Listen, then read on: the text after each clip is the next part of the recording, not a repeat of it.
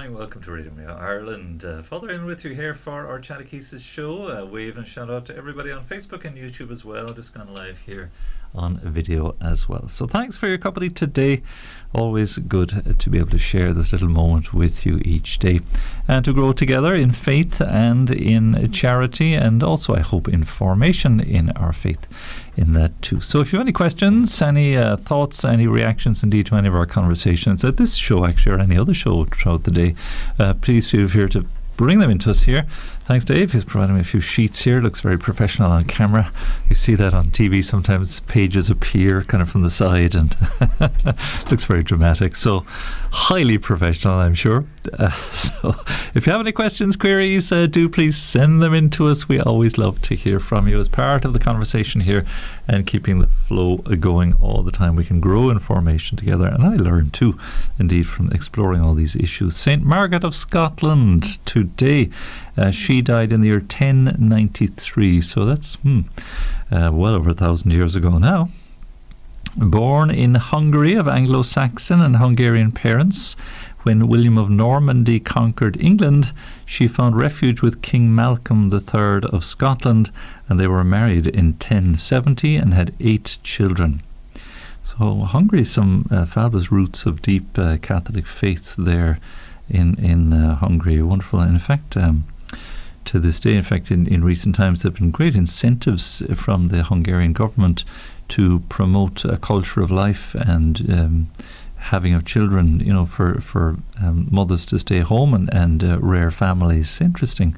They're turning their own culture around a little bit there with that, at least a positive approach from the state in relation to children, because that's where the economics of a country, you know, will be determined, is certainly in its population. And this idea that, you know, too many mouths to feed is somehow a negative thing.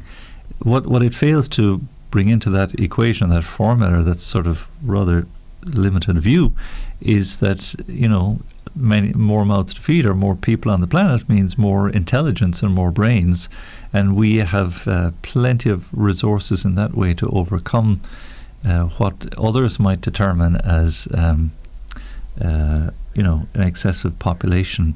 You can look at large cities like New York, go to Hong Kong, and we see how, again, the ingenuity and the astuteness of the human capacity to manage and cope can certainly bring about solutions to these, what will otherwise be argued as overpopulation.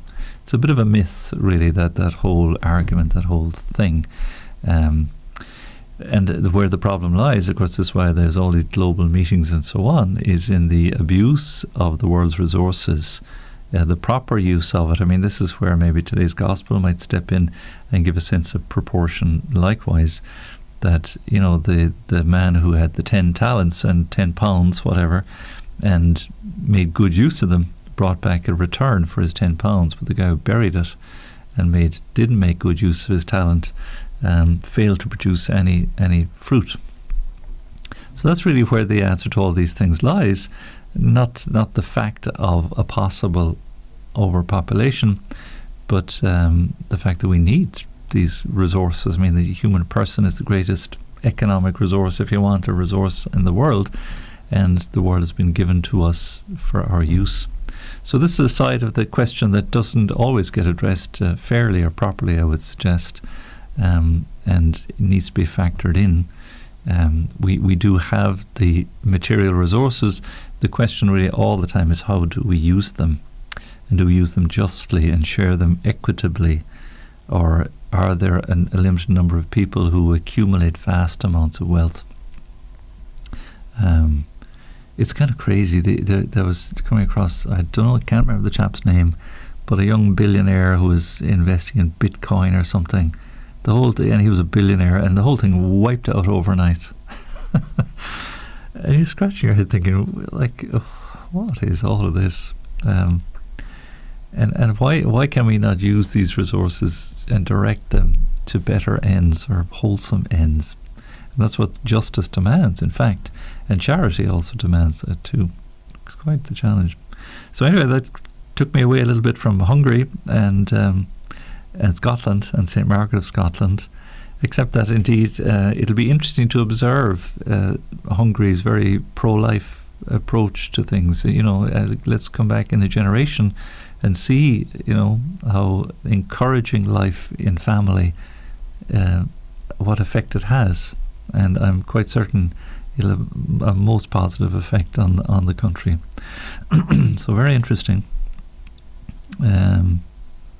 Because these things bring blessings, you see. They bring blessings.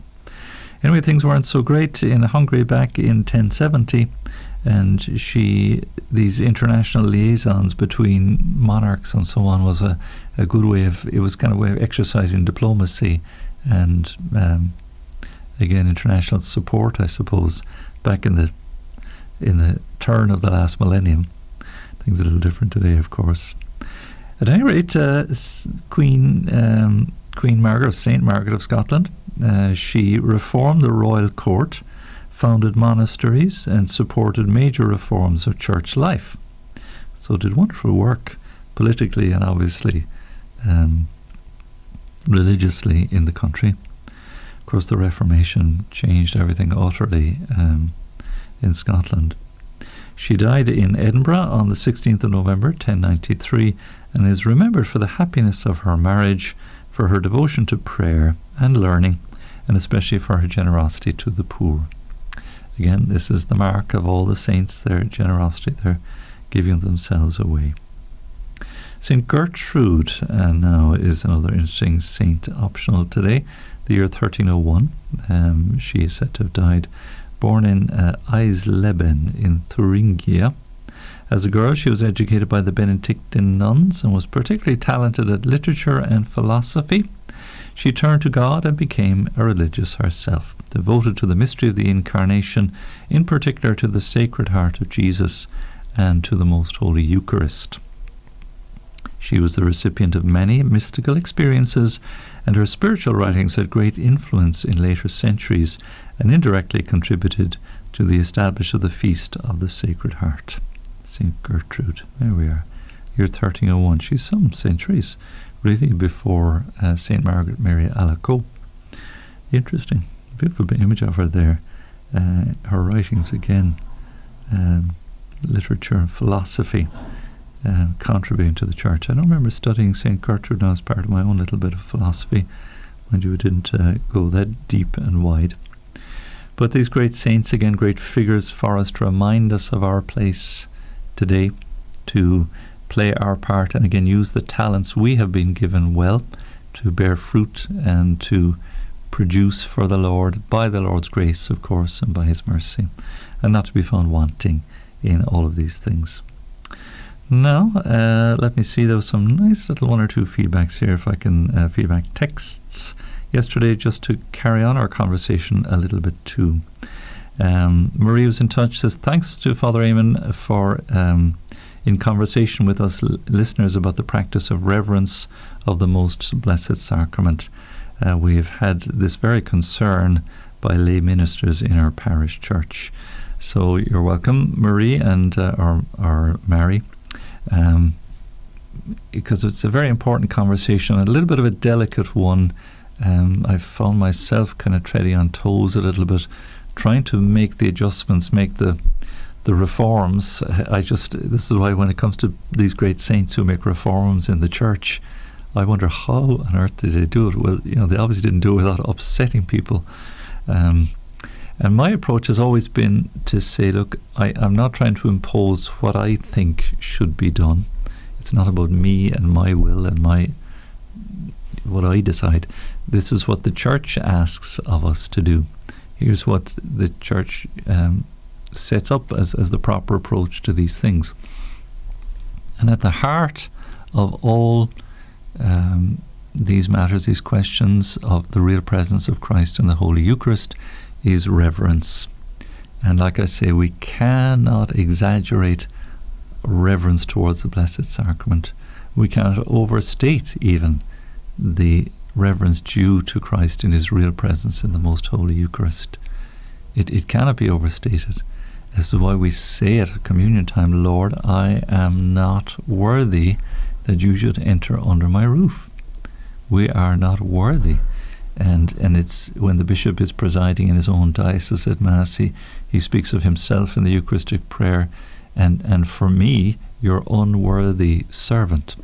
We are servants of these mysteries. That's what the word minister actually means, whether it's lay minister or ordinary minister. It means we are servants. This is kind of a given. It's like the ministers of state. They are servants of the state. They have been given the keys of authority, let's say. They've been given a role over certain departments or certain areas of public concern. And they are ministers, they are civil servants. So the minister of the Eucharist, which is the priest, and the lay minister of Holy Communion, or the ministry of acolyte or lector, they're ministries in the church. There's others too, like ushers, I suppose, cantors, various announcers. You see that at Mass on occasion, altar servers and so on, are simply ministers of something that's given by way of the sacred mysteries. And it's simply far beyond our capacity to come to terms with these things. And it's anything but a power struggle, or a power grab. So the world will look in and say, well, look, why aren't more people involved in the structure of the church and this and this? Well, yes, there's room for understanding that. But when it comes to the sacred liturgy, and the mysteries of our faith that are celebrated in divine worship, we are simply servants. Remember what's happening on the altar. It is the making present of the eternal sacrifice of Christ on the cross being offered to the Father. This is the given. This is the 10 pounds or the 10 talents. This is the far more, of course. This is what's been given to us to be custodians of and stewards of, but not masters over. Excuse me. We're not called to dominate these things. We simply serve these mysteries. And so each one has their right respective role, and the priest is there as president and standing in the person of Christ. And the danger then is when people impose their own way of doing things, the roles become confused. And what is wounded and what's hurt there is our faith and our understanding of the sacred mysteries.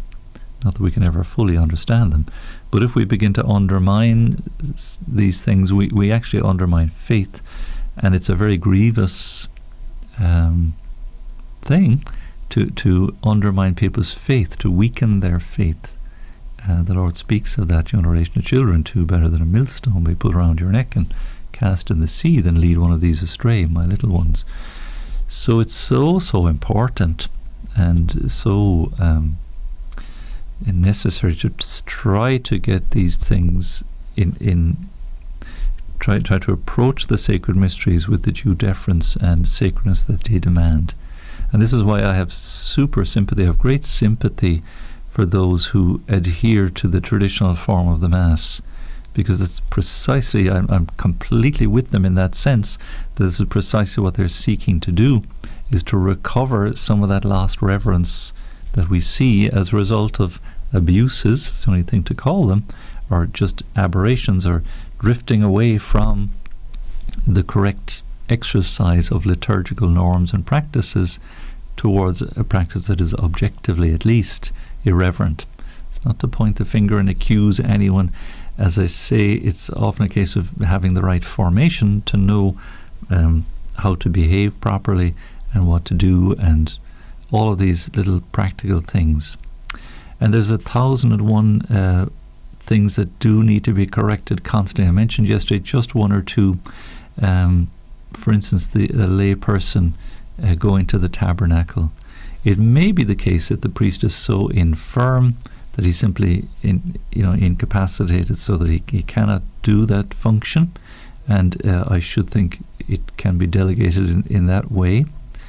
But there again, what's expected at the Mass, there's ways around sort of blurring the boundaries too, because if sufficient hosts are consecrated for those attending the particular Mass, then that overcomes that difficulty, and recourse to the tabernacle may not have to be as frequent, and it can help to avoid the blurring of boundaries. It's a simple little way of rectifying things, and a wait for a priest or a deacon. I mean, we have lots of permanent deacons now as well to step into that role, and that's not a bad thing. Another listener actually was in touch about the deacon.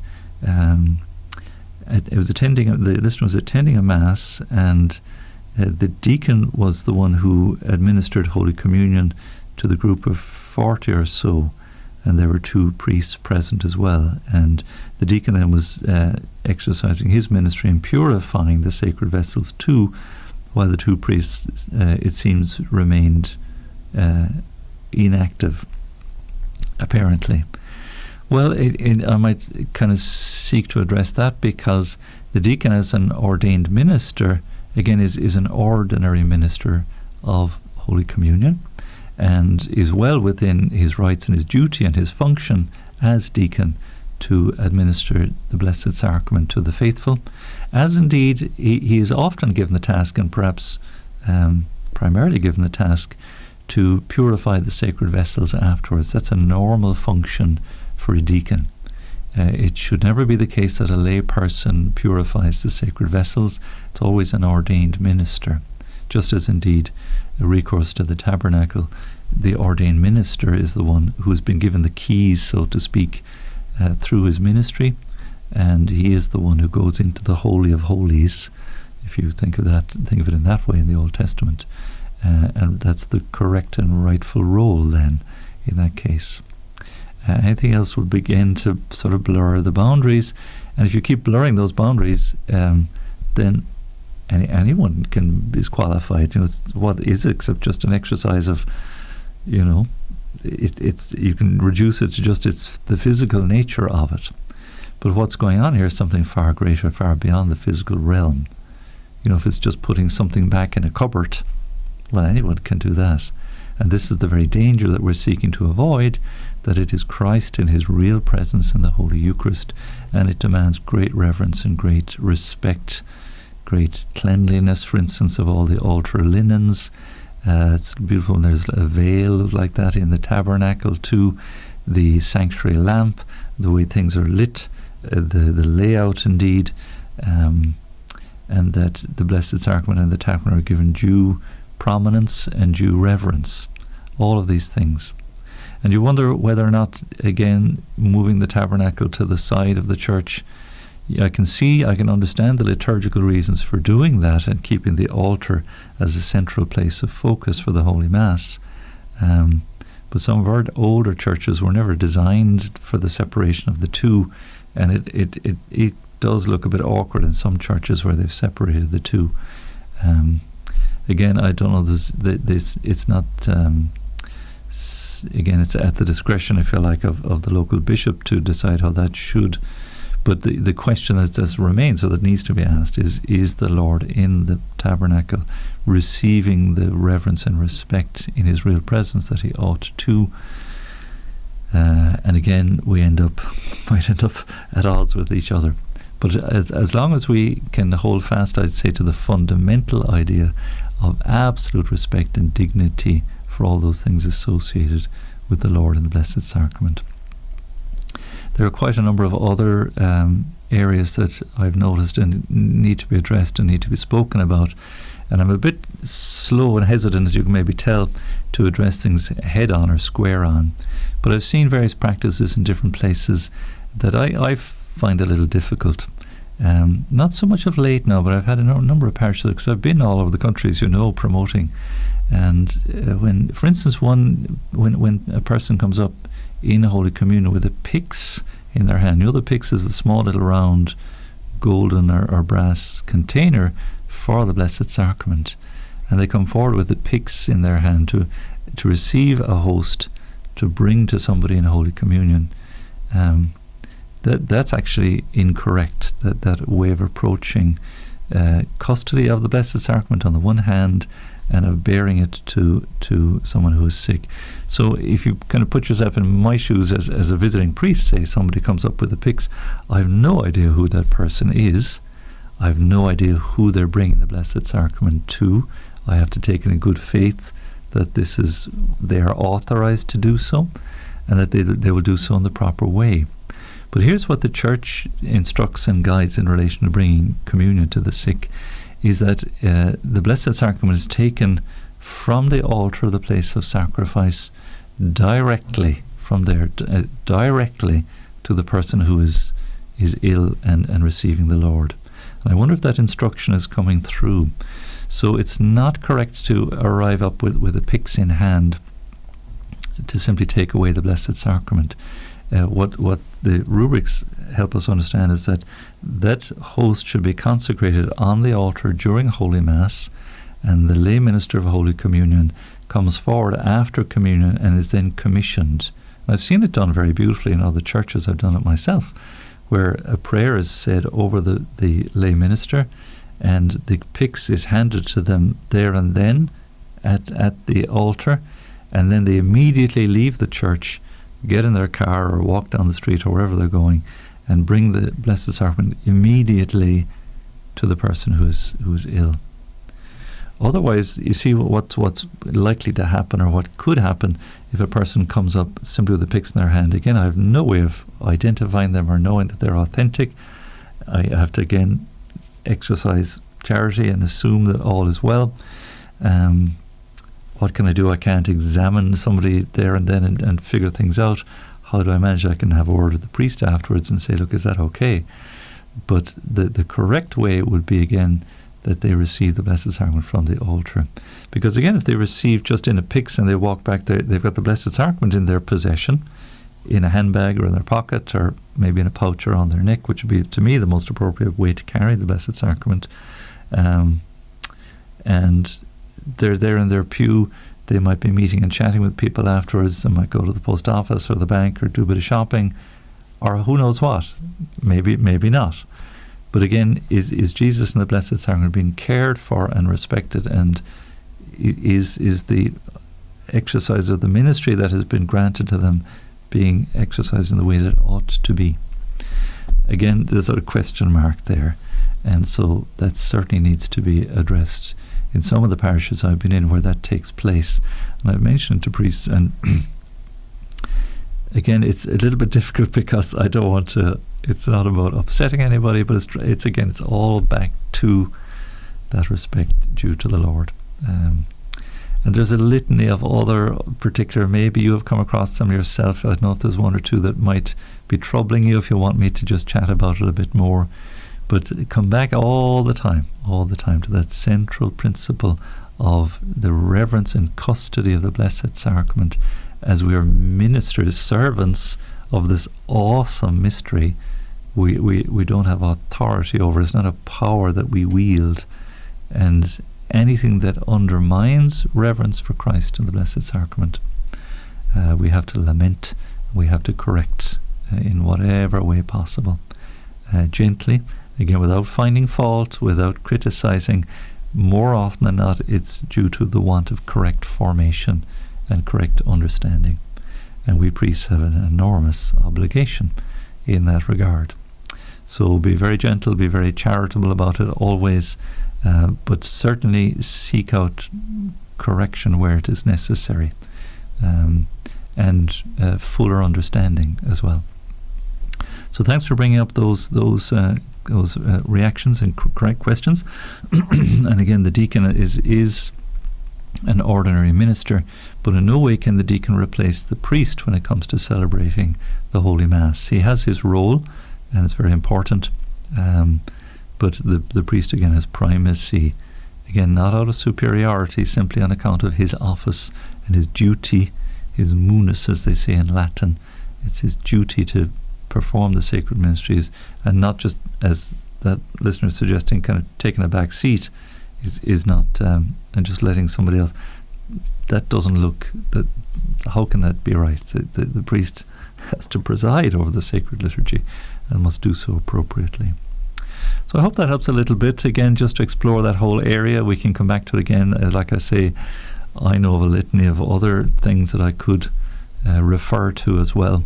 And if there are any in particular that you find troubling, why not let us know here? Because if you're seeing it and you're coming across it, it may well be that it's happening elsewhere, and maybe needs usually these things just need a small adjustment, a little, like the steering wheel, you turn it just a little and you get back on course again. Very good, thanks for that. We're going to pause for a little piece of music from Deacon Thady O'Connor and his CD, Sea of Tranquility. There are copies of that CD available here. If you'd like to make an offering of €10, it's just a suggested donation to, he's given us 100 of those to give away, or at least to use as fundraiser for the radio. So if you might like to get that, you'll be welcome to just let us know. Give us a call on 014 123 456 014 123 456. Thomas and Margaret are downstairs, will answer the phone for us today, and Martina too. If you want to text and WhatsApp us, 089 467 2000, 089 467 2000. And as always, in the north or outside of Ireland, +353 in front of those numbers as the international dialing code. And again, email info@radiomaria.ie, or drop a comment or a like or share, follow, subscribe here on our social media on Facebook and YouTube as well. So thanks, Oscar. We'll have a piece of music and back very shortly. Like the deer that yearns for running streams, this responsorial psalm gives us a taste of the unity and the vibrancy that fills the church through the full and active participation of a congregation in song. It also brings to the fore the incredible words of Saint Pope John Paul II, where he mentions in one of his encyclicals on sacred music that when a congregation sings in one voice, there is a vibrant joy created in the soul.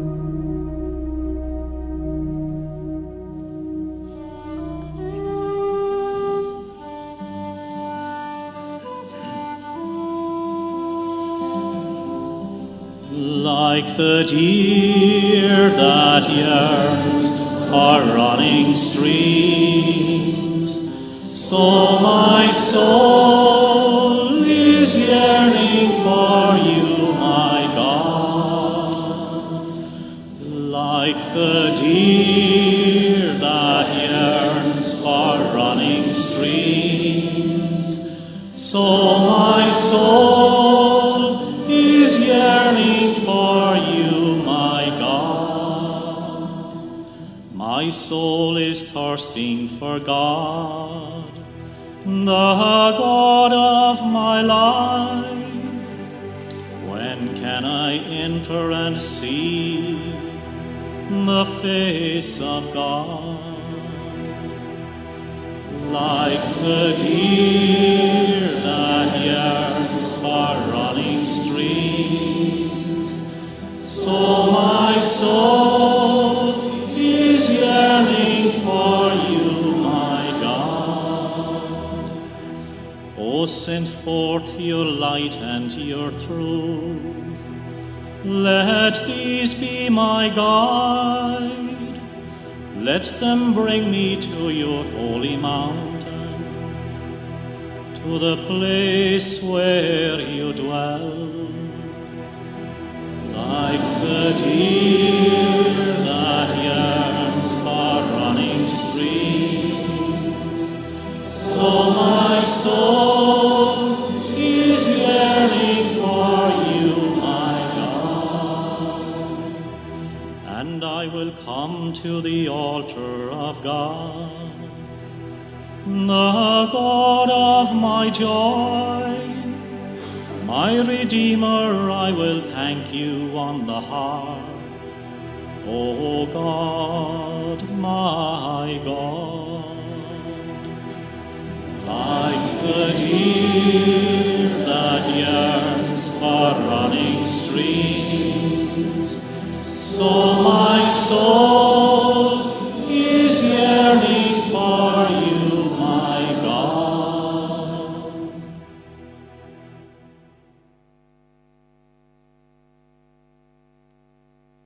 Very good. thanks, Oscar. That had probably ended before we thought it was going to end. But it's a lovely hymn. It's one of my psalm, really, and The Deer That Yearns for Running Streams, one of my favourites. I've got quite a few favourites, but nice little one. So that's Deacon Thady O'Connor.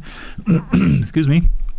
His CD is Sea of Tranquility. Again, as I say, he's given us 100 copies there. If anybody would like to make a donation towards those as a fundraiser here for Radio Maria, please do. The Christmas cards are also available as well if you'd like to make a donation for a pack, $7.50 there, plus postage, which is considerable nowadays, or at least it's pricey. So certainly we'd be glad to send them out to you, and we've been hand delivering a few as well, which helps to defray some of that cost.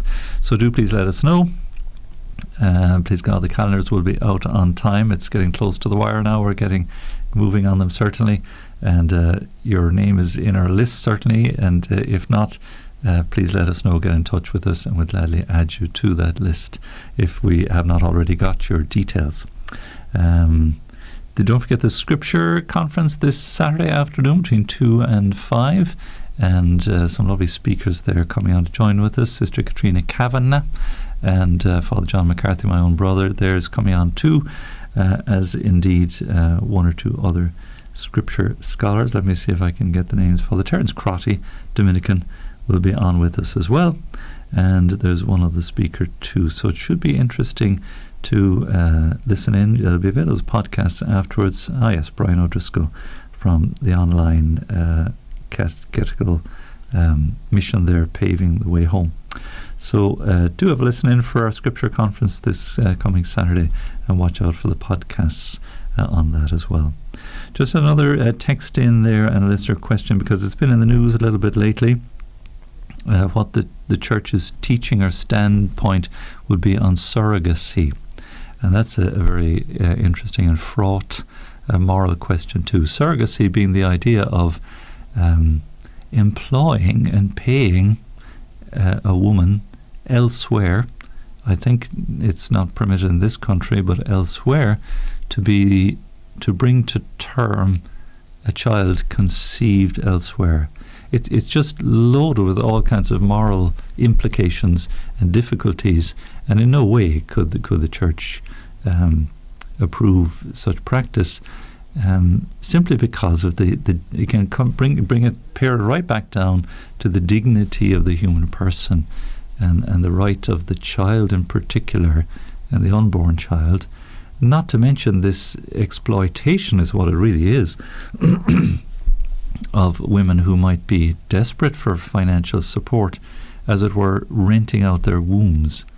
It just flies in the face of sound morality and teaching, and maybe it is consistent with the way things have gone. There seems to be no moral boundaries anymore, and it's just so fraught with so many questions and so many moral issues.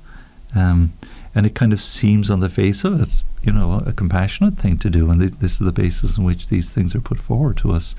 But how does it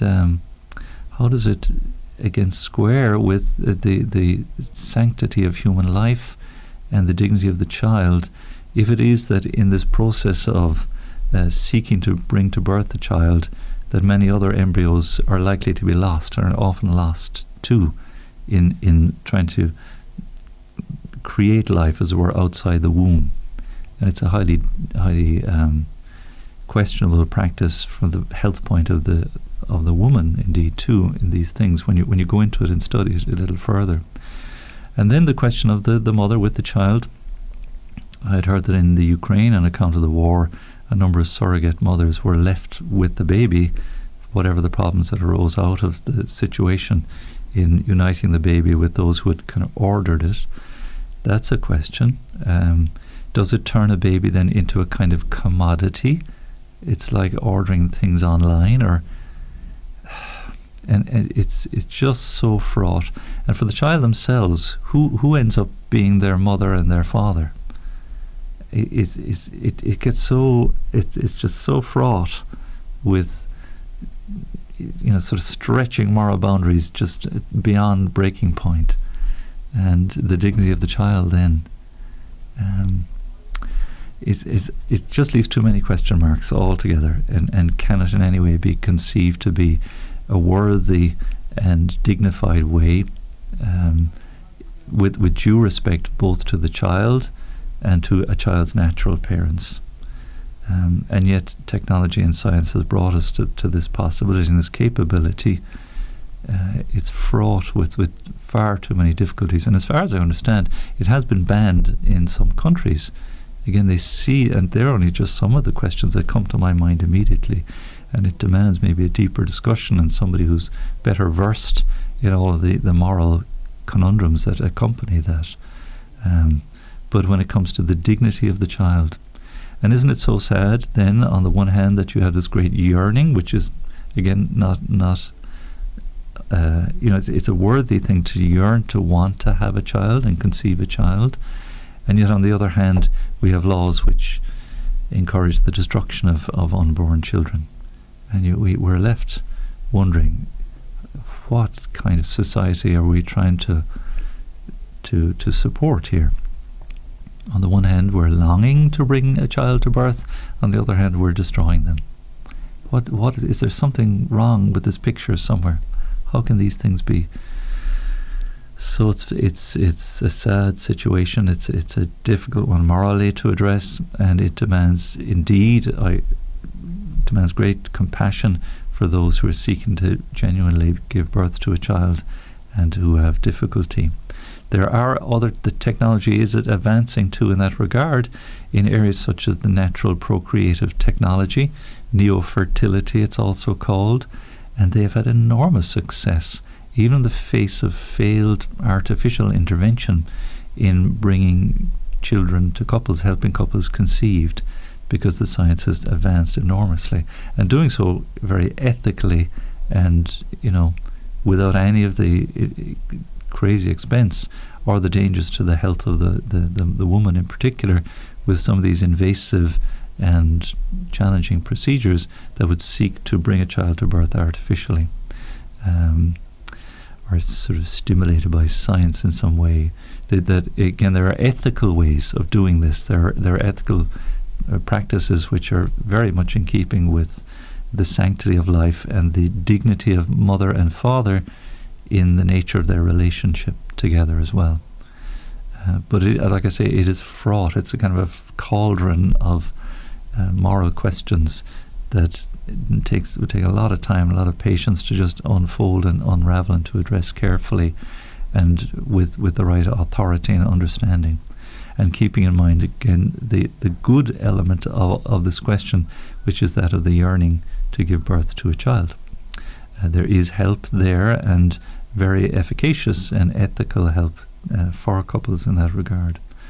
But again, thank you for the question. Surrogacy just seems to open up a Pandora's box of grave moral questions for both child and mother and surrogate mother, and extended implications all around that. Quite fraught it is. So I see there's a new president of the United States Conference of Catholic Bishops.